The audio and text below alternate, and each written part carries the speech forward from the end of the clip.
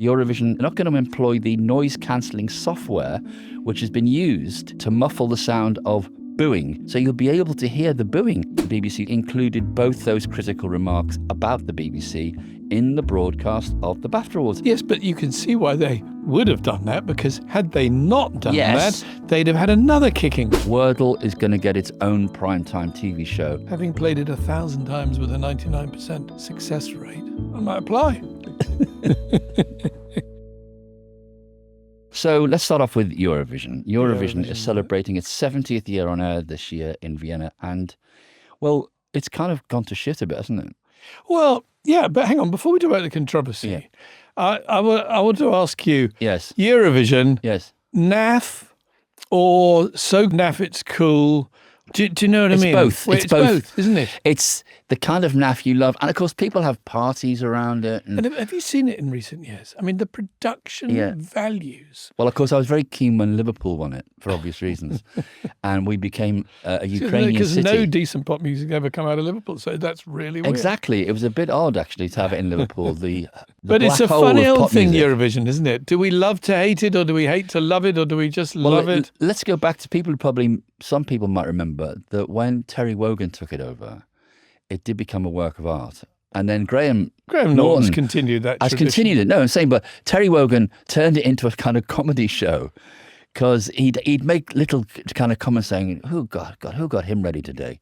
And it was like, you were inside his head watching it. But I think that's a particularly British thing, because I think I'm right in saying in other countries of the world, they take it quite seriously. Oh, and Katie Boyle, do you remember Katie Boyle? Katie Boyle. She spoke in 2 languages. Nul point. And that seemed like a very remarkable thing. And not terribly kind of English way, like that. But the truth is, Hello, Brussels. we, as in Britain, Yes. we do not do very well because we make the best pop music by miles. The Europeans don't like the idea of us Oh, you winning think it's- Eurovision. Oh, you And think it's a bit of that? Do I you? think it is. I think it is. They didn't invent the Beatles, Did you go reform? We have. Actually, I'm going to bloody before we get into Europeans. this They come over controversy, here. They steal our I'm pop going to quiz songs. you. Okay. Over the years, Jim, Yeah. Britain has won Eurovision 5 times. Yes. Name them. Oh Christ. Cliff Richard. No, he didn't, you see. Everybody thinks he did, but he didn't. I think he came 2nd or 3rd. I think he's still a bit eaten up about it, Cliff. Bucks Fizz. Yep, that's one. Bucks Fizz. Yeah, they were the ones who whipped off their skirts to reveal that they had other skirts underneath. Yes. And of course, we can't say Ireland. We can't say No, Ghana because no. she's not British. Exactly. And heaven forfend me for I'll even help thinking you a bit. Sandy Shaw, Puppet on Oh, a String. Puppet on a String. Diggory, our producer, is looking absolutely blank. Diggory started off looking blank. Lulu, Boom Bang Bang. Boom Bang Bang. So another winner and a much better tune, Brotherhood of Man. Oh. And the last one to put you out of your misery, because you're never going to get it. Interestingly, it's Katrina and the Waves, but it's not the only song they're remembered for, which is Walking on Sunshine. Great song. I often shower to A it. great, I often shower to what... That's just your personality, Jim. Yeah, I'm slipping on the soap as well while I'm doing it. Yeah, go on. And their song in 1997 was called Love Shine a Light. And that, I have no idea how it goes. 1997 was the last time. So next year will be 30 years of Hurt. It'll be That's a very 30 good years point. since... Maybe they should bring Maybe that song out. they should bring that song back. It's better than most of our winners. So anyway, well, look, come on. All right, let's be controversy. serious. What's the story 5 here? countries are Yes. boycotting the event this year due to Israel's inclusion. And they are? They are the Netherlands, Spain, Iceland, Slovenia, and Ireland. You've already mentioned Ireland, the joint record holder with most winning contributions. So what are they going to show? Because this is a huge... I mean, it's like a 5-hour event on TV. Well, actually, there is a bit of good news for you here, because Ireland's public broadcaster, RTE, Yes. instead of showing Eurovision, showing a variety of different programs, including an episode of Father Ted, A Song for Europe. Ah, yes. The Eurovision-themed episode featuring My Lovely Horse. But look, what's really, this is an issue. And how interesting that Eurovision for many years must have thought this is just a night of naff joy that all European countries can enjoy together and never sullied, if you like, by politics. But you can't avoid politics, can you? And well, it's because of the inclusion of Israel. The interesting thing for me is that Michael Krohn, the Eurovision executive producer for the Austrian broadcaster ORF, or ORF, said that they're not going to employ the noise-cancelling software which has been used to muffle the sound of booing when the Russian competitor Polina Gagarina performed in 2015. And she actually came second that year. But they have this bit of kit where they can actually kind of just squeeze out the booing. But they're not going to employ it in Austria, so you'll be able to hear the booing. And Michael Krohn said, "We will not sugarcoat anything or avoid showing what is happening because our task is to show things as they are." What do you think about this anti-booing technology? I mean, is that a reasonable editorial decision? Or is that, another form of manipulation that we talked about AI in recent weeks?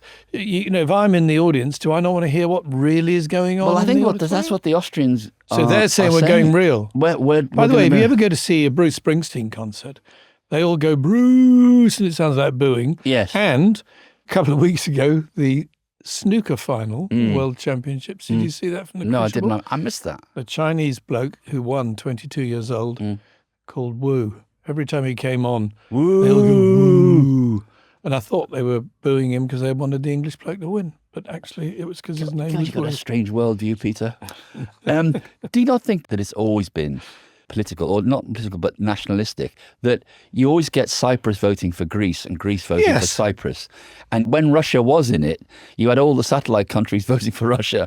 So it was, and Terry Wogan used to point this out, actually, that, oh, here we go, 10 points for Spain there from Brazil. Yeah, but I don't think that's, I mean, just like sport in a sense is war without the fighting. Yeah. In other words, it's a way of giving an outlet to national feelings, national pride. I guess Eurovision does that as well. And I think mostly over its very long history, it's been unbelievably successful and it continues to grow.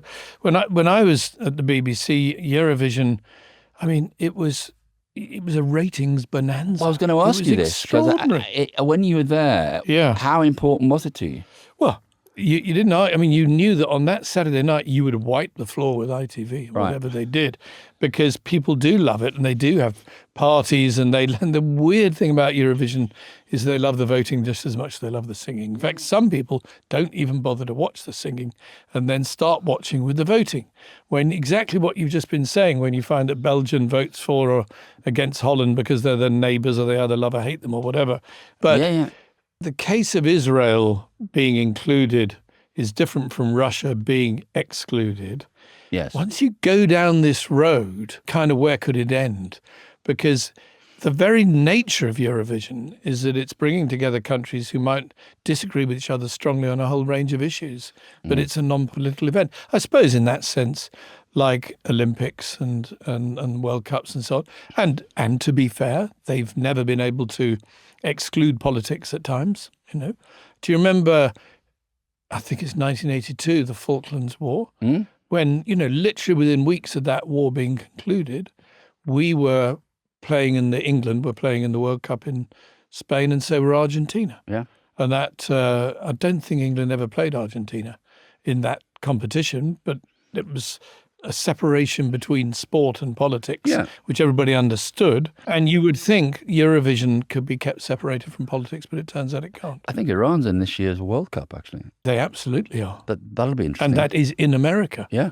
And if the US banned Iran from the World Cup, I don't think they'd dare, because I think a lot of other nations would then be tempted to boycott the World Cup. Yeah. Like Venezuela and Cuba.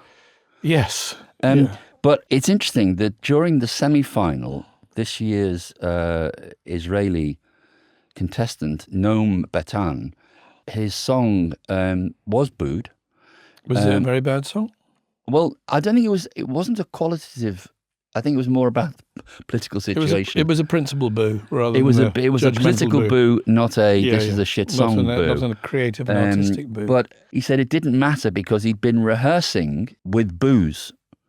So he'd got used to boos. He'd got a group of people to boo him when he was singing. But his song lyrics, I mean, you'll love this because you're a songwriter, Peter, at heart.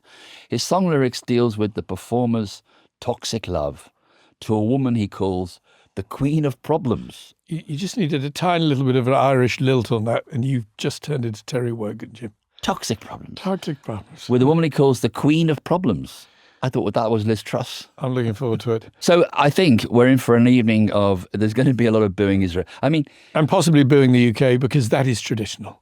Yes. For completely different reasons. Obviously, you'll know who the British entry is, Jim. Oh, it's engraved on my heart. It's it's an artist called Look Mum No Computer. Ah, yes, the famous band. And the name of his song, you'll see what he's doing here. It's quite clever. It's Eins, zwei, drei. Which language is that, Peter? Italian. You don't know, do you? You've got no idea. Because you're not going to speak those filthy European languages. Good Lord. What's wrong with English? These people should just learn English. Eins, zwei, drei. So he's appealing to the Austrian. So he's singing. What, he's singing to the Austrians and the Germans? In Austria, yeah, of course. Well, they supposed to speak a similar language. You never know. He might surprise us all. Apparently, it isn't your average Europop. Apparently, it's stylistically different and quite brave. Oh, it's got a tune and lyrics. I feel nil point coming on. Yeah. Yeah.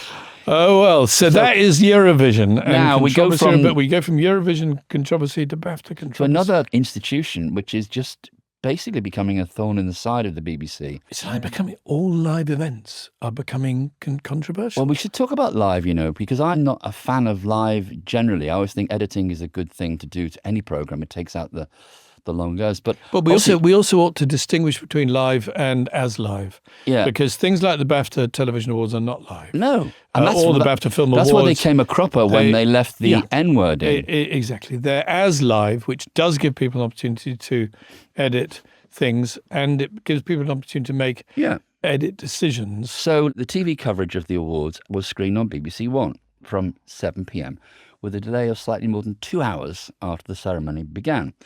Now, there was an award for the current affairs category, was won by Gaza, Doctors Under Attack, made by Basement Films, documenting the lives of Palestinian health workers in Gaza. Now, the backstory was the programme was made and paid for by the BBC, but it was dropped in 2025, and the BBC said the material risked creating a perception of partiality that would not meet the high standards that the public rightly expect of the BBC. Now, you can unpack that. Why would they pay for a programme? They obviously knew what the editorial was going to be. Yeah. And then when they looked at it, they decided not to show it. Well, this is, but it's easy to see why, because they'd had another controversy in 2025 with the documentary Gaza, How to Survive a War Zone. Oh, yeah. That was pulled from the iPlayer after it was revealed that the 13-year-old narrator was the son of a Hamas minister. That had really stung the BBC. This was so they were highly sensitive. They were highly sensitive and highly sensitive on this particular issue. So with Gaza Doctors Under Attack, they decided to drop it.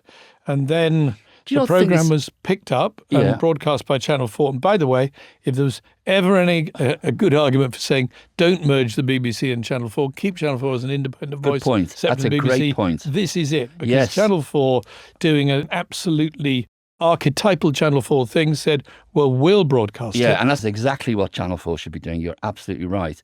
Yeah. In her acceptance speech, however, the journalist Ramita Navia called out the BBC, saying, these are the findings of our investigation that the BBC paid for but refused to show. But we refuse to be silenced and censored. We thank Channel 4 for showing this film. And then the executive producer, this was more of a challenge, Ben de Pere, dared the BBC to cut their speech. He said, finally, just a question for the BBC. Given you dropped our film, will you drop us from the BAFTA screening later that night? And to be fair to the BBC, they included both those critical remarks about the BBC in the broadcast of the BAFTA Awards. So I think the BBC came out of it quite well. Yes, but you can see why they would have done that, because had they not done that, they'd have had another kicking for having not showed them. But do you know there's a case of the BBC are damned if they do and damned if they don't? Oh, completely. I mean, which way do they turn? So had they shown that documentary, the right-wing press would have been all over them saying, this is anti-Semitic, this is terrible,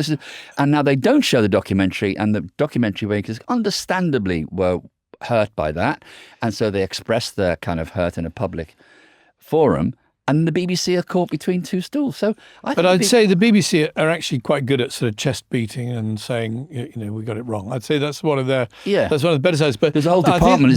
You've got head of chest beating at the BBC. There are precedents for this that I can remember. So I think it was in 2005. Yeah. There was one of the follow-up to Live Aid was a concert called Live 8. Took place in Hyde Park. I was there. I was there because I'd just become the controller of BBC One. And you must have been thrilled because they managed to get Pink Floyd back together again. It was. I think it was me, actually. I think I rang the boys and they all said they'd do it just for me because I was the new controller of the channel. That's fantastic. It's a lie. I know. But I was going to go with you on that because I know how much it would appeal to you, that idea that you put Roger Waters and Dave Gilmour back on the same stage. Anyway, I think it was Coldplay who were doing their set. Yeah, they were quite new at the time. That. Well, they were quite new at the time. And I think Chris Martin introduced a film that was going to be what it was about, which was raising money, in the same tradition as Live Aid. It was anti-poverty. And he said on stage, unless I'm wrong, he said on stage, if the BBC don't show this film that we're about to play, then they're not doing their job properly.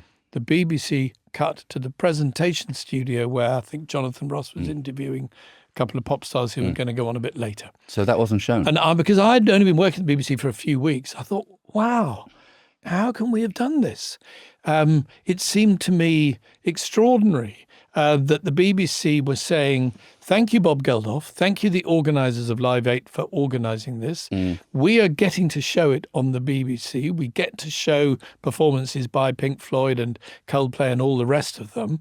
But when it comes to the message, we're not showing it because we're thinking probably in terms of, Ed Poller sort of saying, we can't bang on too much about what it's actually about. So I was really surprised by that and thought, as you often do, and so this will be happening to Matt Britton very soon when you join the BBC from outside, all sorts of surprising things about its culture. So that I remember. Then I remember another thing. Only a couple of months later, there was another concert. Prince William and Prince Harry were there. I think Prince William was there with Kate Middleton, as was his girlfriend. Was Prince Andrew there? I don't know. And I think Prince Harry may have been there with a girlfriend, but whatever. They were there, and an agreement had been struck as to how often the cameras would cut to the princes. Because the palace or whatever people representing them said it's not about just having a look at the princes and seeing whether... so the palace said minimise the cutaways. They'd have made an agreement with the BBC to how often you could cut to the princes. So not very often. So halfway through, I was watching the feed and I noticed that we're cutting to the princes a lot. So I went up to a guy who was the executive producer. You shall remain nameless. He's got to remain nameless. And I said, we seem to be cutting to the princes a bit more than I thought we were going to be. And he said, yes, I've judged it to be in the public interest.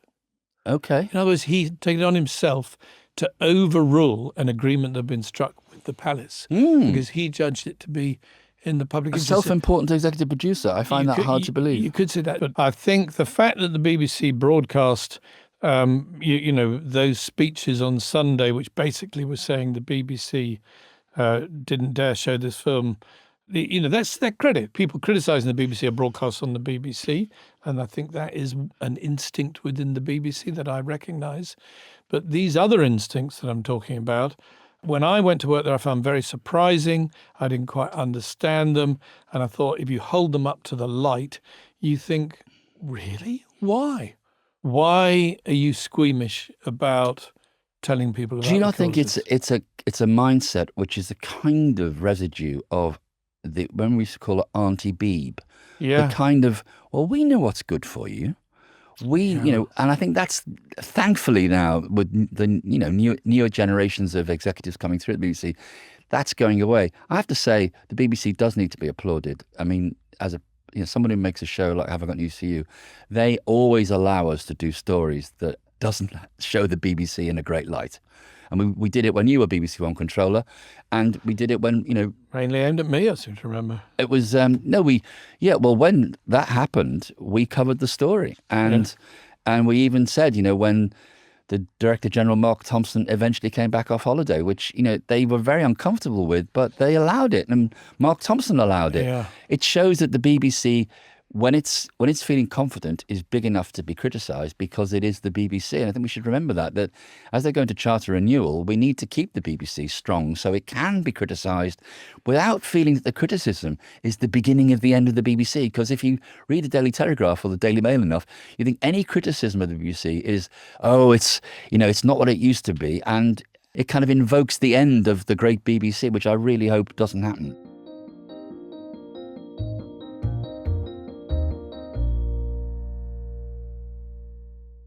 So here's a story to gladden the heart.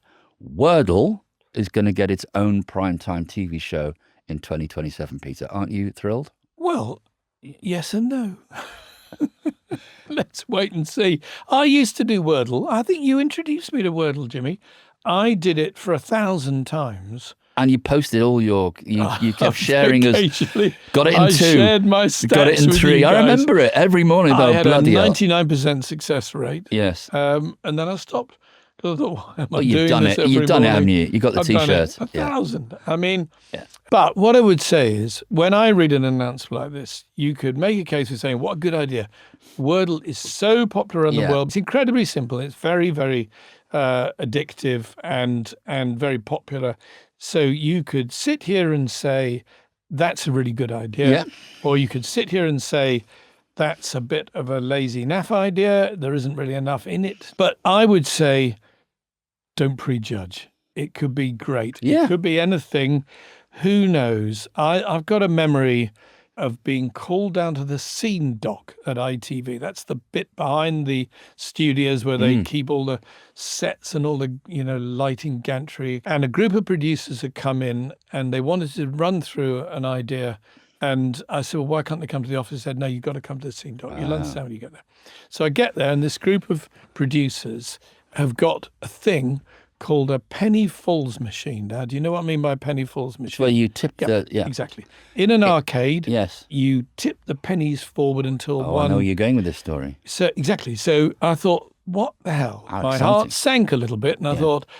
I looked at my watch and thought, hey, You're a busy guy. You're a busy guy. I'm a busy guy. You're a busy guy. You got people to meet, decisions to make. Jonathan Ross to have tea with. All those things. Yeah. And they said, if you don't mind, Peter, we're just going to play this game. Yeah. Half an hour later, I commissioned a pilot saying, brilliant. Now, that's the way to do it. That is Tipping Point, by the way. That's exactly. That's Tipping Point. Which is a staple. Presented by Ben Shepherd, still on ITV to this Can't kill it with a stick. That's probably, 15 years of Tipping Point. And sold around the world. Long way to go. So what that shows is you can make a daytime game show or a game show out of kind of anything. People have pointed out that The Traitors, which of course won big at the BAFTAs, is kind of Wink Murder, isn't it? Or it's one of those games like that. There are lots of names for it. There's Werewolf, Mafia. I played it in COVID on Zoom, where we all just got on Zoom and played Wink. Yeah. One of the things I'm struck, though, is Wordle is based on a bit of a parlour game. And another one is New York Times game Connections. I play it. I used to play. I didn't play it 1,000 times. You introduced me. You introduced that game. Connections is good. You did. But I think some people think that that's been taken from the television series hosted by Victoria Coren Mitchell, Only Connect. Oh. But, is it that way around? Or were they both parlour games back in the 19th century? What people before the age of television once did, they're called parlour games because they kind of did them in their parlours. Give us a clue. It was based on... Charades and so on. Well, odd one out in Have I Got News for You? I got a phone call after it launched in 1990 from an American saying, you've stolen my idea. I used to do a show called The Odd Man Out. And I said, well, I'm afraid it's as old as the hills. Like Missing Words it's just, these are very kind of simple games. But I think if you play Wordle, as I do, is that you'll go and sample the show. You'll want to see what they do with it. And if you like it, you might continue to watch it. But also, it's probably a very economical show to make. They're going to film it in Manchester in England. Now, this is interesting. For the American audience? Yes, because I know that they shot a whole series of Scrabble here, which was hosted by Craig Ferguson for the US. But they did it in England They shot the whole show in England because it was cheaper than doing it in America. And they shipped in Americans from all over the place. Well, I say good luck to them. So it's reported that teams will play Wordle. Well, they would, wouldn't they? And they'll compete for money. Yes. I can't help thinking, having played it 1,000 times with a 99% success rate, I might apply. You should apply, Peter, because, it'll be a bit of fun and we can all laugh when you get it horribly wrong. Because when the cameras are on you, it's much harder, these things, isn't it? But, and of course, speaking of Jimmy Fallon, whose company is creating a show, it's called Electric Hot Dog. I have to say, I don't like those. That sounds like an album title, doesn't it? It really sounds like a production company. It sounds a bit like a bunch of old people saying, what do the young people like to listen to? Oh, Electric Hot Dog. It sounds like a single by T-Rex when they were losing their appeal. Yeah. But Jimmy Fallon, who's our late night host, as we know, along with Jimmy Kimmel and John Oliver, who's a Brit doing a brilliant show out there called Last Week Tonight, and Seth Myers and Stephen Colbert are going to reunite for a special video episode of their podcast, Strike Force 5, which was made, they did during the writer's strike of 2023 just to keep themselves interested. And it's basically to bid Stephen Colbert farewell from his late night show because it is actually ending. The last episode will go out next week. It's on the 21st. But there are words in there that we've talked about before. A video episode of a podcast. That's the future. That's like Gary Lineker taking the Brexit football to the World Cup, and you can bet he'll be sitting in a posh studio with proper lighting, and it'll look like a television program. So Stephen Colbert is leaving late night. Last episode going out on May the 21st. But coming back to late night in America is our very own James Corden, temporarily. Yes. On Fox, in a thing called FIFA World Cup 2026. But this will be like After a podcast, Hours on Fox with James Corden. No, he did this for the 2010 World Cup at ITV. I commissioned it. I remember it. Did you? Yes. I assumed that he'd offered it to the BBC, said they didn't want it, and he came to us. Oh, they were thinking about it. Well, maybe. And then the World Cup just happened. Yeah. Then he came to me. I remember him coming into the office. He knows how to treat an executive. I remember he said, "Where did you buy that suit? That's a fantastic suit." And I thought, actually, James, you're not interested in my suit in the least. But this is how you get a commission. Yeah. I'll remember that. Remember it, yeah. Nice suit you're wearing. So we commissioned a thing that a bit like a Baddiel and Skinner once did in the days of fantasy football, that went out, straight after the games live. And it was great. He was really good at it. Well, he's brilliant. I mean, he's very... I mean, the problem comes when the game is the one in which England get knocked out. You've got to be 5 minutes later. You've got to be funny. Yeah, that's a challenge. But you can be funny about misery. I mean, especially if you're a good comedian, which he is. But isn't it interesting? This will be a very cheap show to make. Well, apart from James Corden's fee. Well, yeah, but in terms of production values, it will look like a podcast. But this is going out on Fox in America. So this is also another attempt to get the American public to give a damn about soccer. Now, we're going to wrap it up, but before we go, we just got some thoughts and questions here from some of our listeners. Emily has written in, and she says, are there any updates on the Comcast ITV deal? You mentioned it on the podcast months ago, but we've heard nothing since, Peter. What's going on there? It's a very good question, isn't it? I mean, it feels like ages ago we were talking about Comcast and ITV. So the deal, just in case anybody's forgotten, is that Comcast, who also owns Sky, are going to buy the broadcast side of ITV, not the production side, ITV Studios. That's going to remain as a standalone company, but they're going to buy ITV, broadcast it, and then integrate it with Sky. We don't know, we don't know what their plans are. But from what I understand from, conversations I had with people, it's still proceeding. But perhaps no great surprise, it's incredibly complicated to disentangle the interests of ITV broadcast and ITV production. And somebody pointed this out to me the other day. One thing, goodness knows nobody would want this job themselves, is you've got people who no longer work at ITV or for Granada and blah-de-blah, Granada, LWT, Carlton, all those companies, who have pensions. They are part of the pension scheme started years ago. And all of them, the Carltons, the Granadas, Tyne Tees and so on, they were all both broadcasters and producers. Yes. So when you get to the point where you say these things are going to be separated, I would have thought, kind of working out how that affects people's pensions itself is an unbelievably complicated thing to do. And maybe this is why it's taking a long time. I've got no information to suggest that the deal isn't going ahead or that they've fallen out, as happened before when ITV tried to do a deal, I think with all three media, and then they couldn't agree on valuations. I just think it's very, very complicated. If you're working at ITV, you could say if you're working at Comcast or Sky, because they're all kind of parties to this in one way or other. If you're particularly working for ITV, this feels like months and months of uncertainty, a kind of cloud hanging over your head, which continues to this day. Yep. So I'm glad you asked, Emily. We don't know, but I think it might be a bit complicated. Okay. Do you have another one? Another email? Yeah, we've got an email from Forrest, who's got a question for you, Jim. Yeah. He says, I've been enjoying the videos of Have I Got News For You on the Hignify YouTube channel. God bless you. Who chooses what clips to upload that week is Forrest's question. Is it someone who has an encyclopedia knowledge of episodes, i.e. they know from the top of their head that the Tub of Lard episode is Series 5, Episode 8? I think Forrest is angling for a job here. Yeah. And Richard Whiteley was a guest panelist on Series 17, Episode 1. Oh, or is there an IT program where someone types in a subject or name and highlighted episodes show up? Well, Forrest, that's an extraordinary question. The videos actually are edited by someone from the Have I Got News For You team called Tommy. And we asked him, and he said, no, I don't have any kind of software or anything that finds topics for me.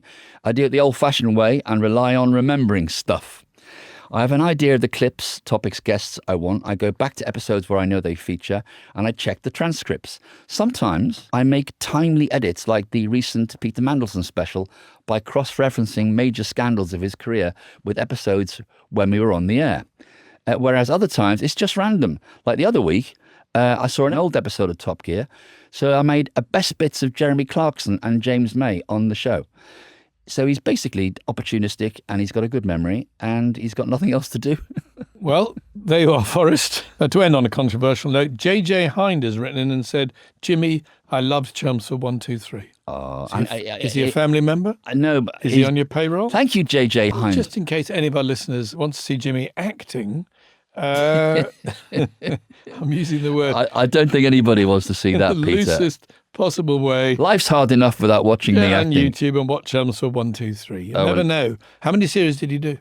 We did 2 series in the end. Well, if enough people watch it, Channel 4 might commission a third series. We did 2 series, but we only wrote 1.5. You could come back to it. Rory McGrath was the genius. The characters are still alive. They've got a bit older.